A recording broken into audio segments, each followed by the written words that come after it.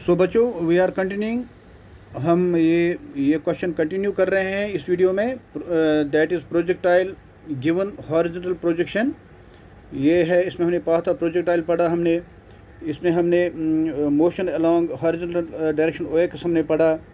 इसी तरह हमने मोशन अलोंग वर्टिकल डायरेक्शन पढ़ा ओ वाई। तो now we are going to take second point, that is time of flight. इसी diagram को हमने देखना है। ये डायग्राम जो हमने इस वीडियो में, पिछली वीडियो में हमने एक्सप्लेन किया, यही डायग्राम पे हम इसका निकालेंगे second point, that is time of the flight. वो जो प्रोजेक्टाइल हमने प्रोजेक्ट किया, टाइम ऑफ द फ्लाइट क्या रहता है? It is the total time for which the projectile is in flight, that is the time taken by object to go from O to C. So बच्चों, दोबारा वो हम ये figure ले लेंगे।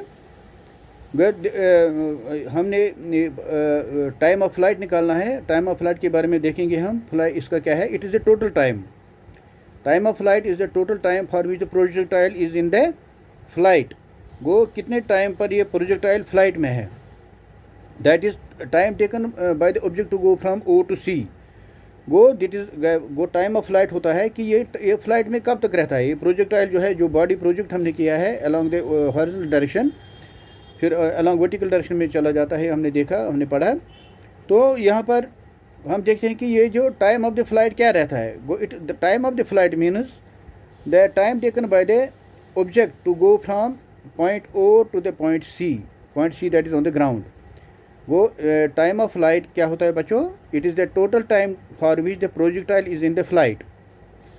वो that is the time taken by the object to go from point O to the point C. This is the time of flight. Let it be t. चलो हम मानते हैं ये कैपिटल T है। तो यहाँ पर देखेंगे let it be t। तो हम मानते हैं चलो ये let it be capital T. Let h be the vertical height of the point of projection from O to C. तो हम मानते हैं चलो h जो है, h be the vertical height of point of the projection from O to C. ये vertical height है। वो यहाँ पर हम मानते हैं कि चलो H be the vertical height of the point of projection from O to C जो है, ये जो इसका जो हाइट है that is H from point B the vertical height of the point of projection O from C. इसका जो height है दैट इज़ एच मानते हैं हम, वर्टिकल हाइट। सो तो y बराबर एच। तो y के बराबर h आएगा, यू वाई बराबर है 0, ए वाई बराबर है g, और t के बजाय हमें t आता है। तो हम ये फार्मूला लगाएंगे, इक्वेशन ऑफ मोशन हम लगाएंगे, y equal u t plus 1/80², s equal u t plus 1/80²। s के बजाय हमें y है, जो y है direction. So y is the distance, that is u t, u के बजाय यू वाई है, वो u y into t plus 1/8 a y into t square, acceleration के ए वाई टी स्क्वायर बनेगा। अब यहाँ पर यू एक्स के बजाय हमें यहाँ पर यू जो वाई है, यू वाई के बजाय हमें 0 है, बनेगा 0 इंटू टी, टाइम की टी के बजाय कैपिटल टी है, वाई के बजाय एच है, तो ये बनेगा यू वाई हो गया 0 इंटू टी, स्मॉल टी के बजाय टी है, प्लस 1/2 जी, एक्सेलरेशन ए वाई के बजाय हमें जी है, तो यहाँ पर जी आएगा। स्मॉल टी के बजाय, टाइम के बजाय हमें कैपिटल टी हमने बोला, that is time taken, total time taken by the object to go from the point O to C. Figure में देखिए आप, तो ये बनेगा एच बनेगा, ये बनेगा 0, एच बनेगा 1/g²। तो यहाँ पर टी निकालेंगे, वो टी क्या बनेगा? √2h/g। ये निकला टाइम ऑफ द फ्लाइट। इसी तरह वो time of the flight is the total time for which the projectile is in flight, that is the time taken by the object to go from point O to C in the figure. It is the total time taken by the object to go from point O to point C. So ये हमने इसमें निकाला time of flight. Now we are going to take horizontal range. अब यहाँ पर third point हम निकालेंगे, horizontal range क्या है? It is the horizontal distance travelled by the projectile during its flight, that is the horizontal distance covered by the object while going from O to C. So horizontal range क्या होता है बच्चों? It is the horizontal distance travelled by the projectile during its flight. जो horizontal distance travel करता है projectile during its flight, that is the horizontal distance covered by the object while going from O to C, let it be R. तो ये O to C जो horizontal distance है, horizontal distance क्या होता है? It is the horizontal distance traveled by the projectile. Horizontal distance traveled by the projectile during the flight. That is the horizontal distance covered by the object while going from O to C. While going from O to C, it is the horizontal distance covered by the object. Let it be R. चलो हम मानते हैं R है. तो यहाँ पर हम देखेंगे, इसमें हम देखेंगे, चलो taking horizontal motion of the object from O to C, that is motion of the object along OX direction. Go taking horizontal motion of the object from O to C, that is motion of object along OX direction. Go हमने यहाँ पर figure में देखो, go taking horizontal motion of object from O to C, that is motion of object along OX direction हम लेते हैं, motion of object along OX direction. तो यहाँ पर देखिए, यहाँ पर x बराबर है r, जो डिस्टेंस है दैट इज़ r, हम मानते हैं चलो ये r के बराबर है. तो ux के बराबर के बजाय हम u लिखेंगे, x के बजाय हम एक्सेलरेशन के बराबर हम 0 लिखेंगे, t के बजाय कैपिटल T आएगा, दैट इज़ वो हमने ऊपर निकाला, t इक्वल √2h/g. ये टाइम ऑफ फ्लाइट हमने निकाला इधर, वो t इसके बराबर है. तो we know that s equal ut + 1/8², s के बजाय x है, ये बनेगा ux × t is the velocity along x direction plus 1/2 acceleration along x direction is ax × t². अब r किसके बराबर बनेगा? ये बनेगा, क्योंकि यहाँ पर ये जो x के बजाय r आएगा और यहाँ पर ये है एक्सेलरेशन 0 है, तो ये टर्म 0 बनेगी. तो ये आएगा ux × t, ये बनेगा ux के बजाय हमें u है, ux के बजाय हमें यहाँ पर ux के बजाय u है, t के बजाय आएगा √2h/g. तो यहाँ पर लिखा हमने प्लस 1/2 ax के बजाय हमें ax 0 है इंटू t² हो गया t का स्क्वायर. तो ये टर्म 0 बनेगी. तो हमारे पास क्या रहा यहाँ पर r = u √2h/g. सो ये रहा horizontal range. Go it is horizontal range हमने निकाला प्रोजेक्टाइल का. It is the horizontal distance travelled by the projectile during its flight और the horizontal distance covered by the object while going from O to C. Go horizontal range क्या निकला हमें projectile का? It is the horizontal distance traveled by the projectile during its flight, or the horizontal distance covered by the object while going from O to C, that is along the x direction. और हमने वो r के बराबर रखा और वहाँ से हमें मिला ये, यहाँ पर हमें मिला ये इसका ये horizontal range जो हमने r माना था. तो r is the distance horizontal distance covered by the object while going from O to C, वो निकला r = u √2h/g. इसी तरह we have to take the fourth point, velocity of the object, that is projectile. वो velocity of the object हमने निकाला, fourth point हमने निकाला है. ये प्रोजेक्टाइल हम पढ़ रहे हैं, प्रोजेक्टाइल गिवन हॉरिजॉन्टल प्रोजेक्शन.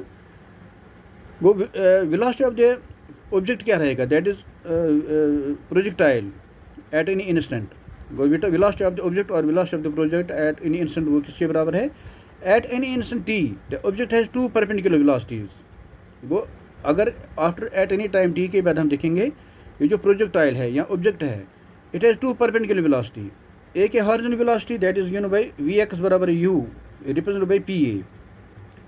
वो यहाँ पर देखो, आप यहाँ पर फिगर को दोबारा देखो. at any instant time t जब हम देखते हैं, जब पॉइंट P यहाँ पर प्रोजेक्टाइल पॉइंट P पर आता है एट एनी टाइम P, तो हम यहाँ पर देखेंगे वेलोसिटी कितना है. At any instant time T the object has two perpendicular velocities. यहाँ पर दो परपेंडिकुलर वेलोसिटीज़ है. एक है horizontal velocity Vx = u along represented by Pa. This is represented by Pa. And second is vertical velocity Vy represented by Pb. यहाँ पर figure में, यहाँ पर आपको बच्चों क्लियर करना है वेलोसिटी ऑफ द ऑब्जेक्ट या velocity of the projectile eight in inch time t when the body has reached to the point p. At this time the velocity at this point the velocity of the object or velocity of the projectile at any instant time t, it has two velocities, perpendicular velocities, horizontal velocity and vertical velocity. Horizontal velocity u vx is represented by vx. Horizontal velocity is represented by vx, and that is equal to u, initial velocity, represented by pa, and vertical velocity of the projectile, that is vy, that is represented along the direction pb in the figure. So let us come to the calculation part. So this is horizontal velocity represented by pa, this is vertical velocity represented by pb in the figure, just I have explained it. Now that is horizontal velocity, vertical velocity vy is equal to uy plus ayt. In this case we have uy 0 के बराबर है और ay जो है acceleration जो है along the y direction, that is acceleration due to gravity. तो ये वैल्यू हम पुट करेंगे फर्स्ट वैल्यू में, इसमें फर्स्ट इक्वेशन में. तो फर्स्ट इक्वेशन क्या बनेगी, ये बनेगी V Y is equal 0 plus G into T. A Y के बजाय जी आएगा, बनेगा जी इंटू टी. तो यू वाई के बजाय 0 आएगा, बनेगा V Y is equal 0 plus G T. ये बनेगा V Y is equal G into T. Thus the regional velocity V is given by V is under root of V X square plus V Y square. तो we बराबर है v X बराबर है you का, बनेगा you का square, और we square we हो गया जी टी, बनेगा जी स्क्वायर टी स्क्वायर. तो let v be the v make an angle beta with the horizontal direction. तो बच्चों आप फिगर में देखो, we will refer again to the figure. हम मानते हैं चलो लेट वी, ये जो है वी जो है it makes an angle beta with the horizontal direction. वो हॉरिजॉन्टल डायरेक्शन के साथ ये जो वी है ये बनाता है एक एंगल बीटा. तो यहाँ tan बीटा किसके बराबर है, परपेंडिकुलर बटा बेस, वो होता है पी बी बटा P A. P B represent करता है वी वाई और पी ए डायरेक्शन करता है वी एक्स. तो ये बनेगा tan बीटा, वो tan बीटा बनेगा फ्रॉम द फिगर, वो tan बीटा बनेगा perpendicular by base, that is P B divided by P A. P B बराबर है हमें वी वाई और पी ए रिप्रेजेंट करता है वी एक्स. तो वो निकला वी वाई हमारे पास है जी t, v Y G T के बराबर है, और वी एक्स जो है वी एक्स यहाँ पर वी एक्स है यू के बराबर.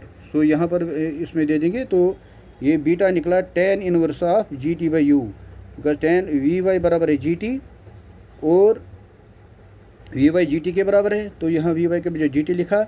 वी एक्स बराबर है initial velocity U, V X है initial velocity U along P A. तो ये बनेगा जी टी बाई यू. तो बीटा निकालेंगे, बनेगा tan of inverse G T by U. This is the velocity of the object, that is projectile, velocity of projectile at any instant. So बच्चों इस video में हमने ये कंप्लीट कर दिया ये question on the projectile. Horizontal motion हमने, horizontal range पढ़ा, हमने वेलोसिटी ऑफ द ऑब्जेक्ट पढ़ा फोर्थ केस में. थर्ड केस हमने पढ़ा हॉरिजॉन्टल रेंज. सेकंड केस हमने पढ़ा टाइम ऑफ द फ्लाइट. और फर्स्ट केस में हमने पढ़ा पाथ ऑफ प्रोजेक्टाइल पहली वीडियो में. और इसमें project motion along horizontal direction O X है. ये हमने projection given horizontal projection, projectile given horizontal projection, ये हमने फर्स्ट वीडियो में हमने कवर कर दिए थे.